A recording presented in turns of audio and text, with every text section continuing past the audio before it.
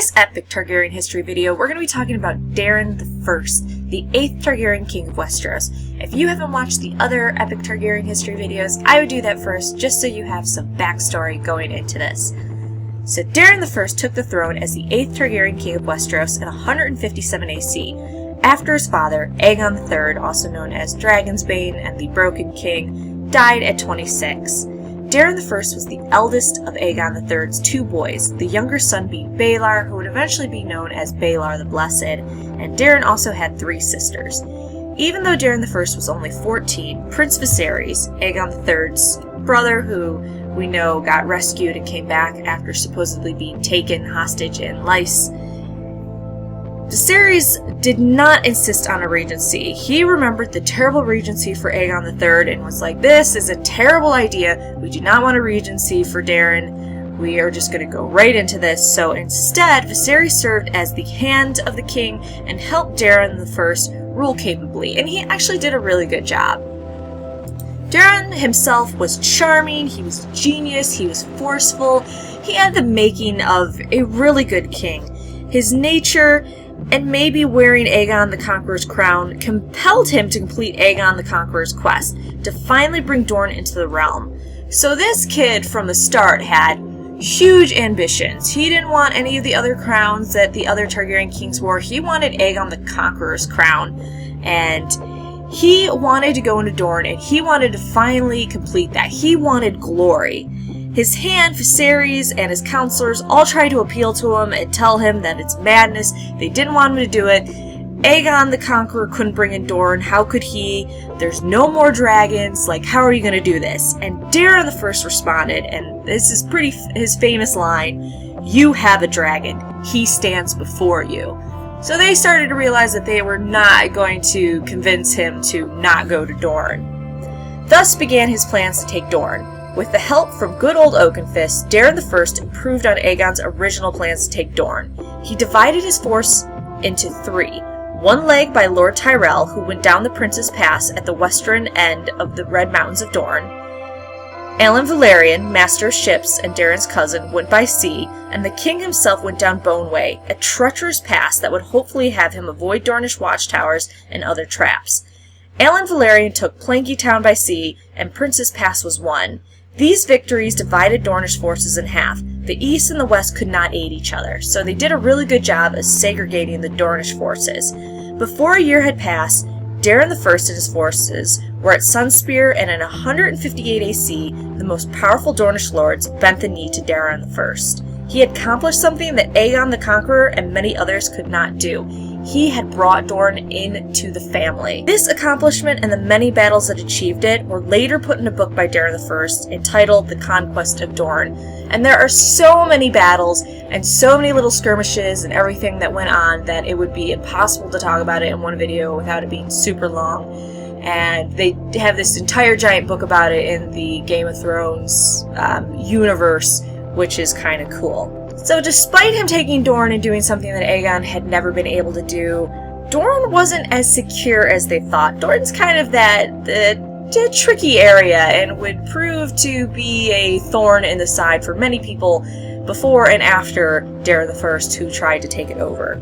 Even though the lords had bowed down, many rebels were hiding out. The people of Dorne, even though their lords had bowed down, were like, no, this is our land, we are not part of the realms. We're ourselves.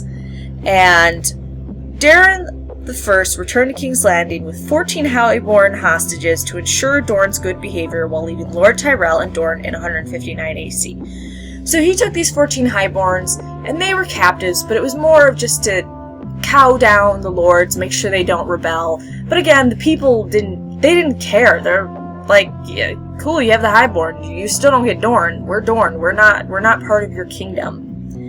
And so Lord Tyrell is in Dorne, and he's trying to keep all the peace. While this helped keep the Dorne royals in line, the small folk were not easily bowed down. Daeron had lost 10,000 men in the conquest for Dorne, and then 40,000 more died in the next 3 years as the rebel small folk fought to free Dorne.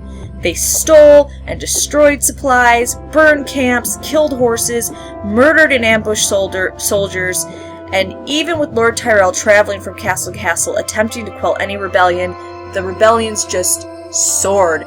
So Lord Tyrell is trying really hard. He's visiting different castles. He's trying to make everyone happy. Say, hey, you're part of us now, but it's cool. We're going to treat you the same. Everything's going to be all right. And the rebels were just making it hell on earth for them. Just destroying and murdering and ambushing. It got terrible.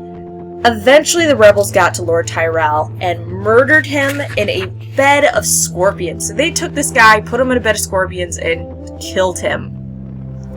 Eventually these issues were just escalating so much, and then Lord Tyrell died, and Daeron I was like, alright, I have to return to Dorne. I have to take care of this. I need to make sure Dorne stays under control, because this is his legacy, and if Dorne slips away, then he lost 10,000, and then tens of thousands more trying to keep it. He's gonna look like a total ass. So he travels back and he fights many small battles, and he fights and he wins, and the Dornishmen again call for peace in 161 AC, and Daeron I is like, oh great, I did it, I fought all these battles, they're back to being cowed down, I got them. And so they called for peace, and he traveled with his men to go, have the lords bow down again and everything. But it was a betrayal. 3 Kingsguard were killed, 1 Kingsguard fled, Prince Aemon, Darien's first cousin and son of Viserys, was wounded and captured, and Daeron I died with Blackfire in his hand as dozens of enemies cut him down. After only 4 years of rule, Daeron I had claimed Dorne, lost over 50,000 men, and lost Dorne and his life. So he got tons of glory, and then it got all wiped away. But it did show, for a little bit at least, it could be done. And if you watch the Game of Thrones series, you know that there was a talk where someone goes, Dorne was captured by Daeron I, and Tyrion goes something to the extent of, yeah, and all it cost him was his life and 10,000 men. So this is not looked upon too favorably, especially when you consider that the next to rule would be his younger brother Baelor I, also known as Baelor the Blessed, and he is one of the most beloved kings of the small folk. So despite his conquest, despite taking Dorne for a little bit, his rule is going to be kind of overshadowed by his younger brother, who is kind of a religious fanatic, as you'll see. So make sure you come back next Sunday, where we will have our video on Baelor I the Blessed, and you can just see how crazy this guy was. Besides that, make sure you like and subscribe for more geeky videos every day.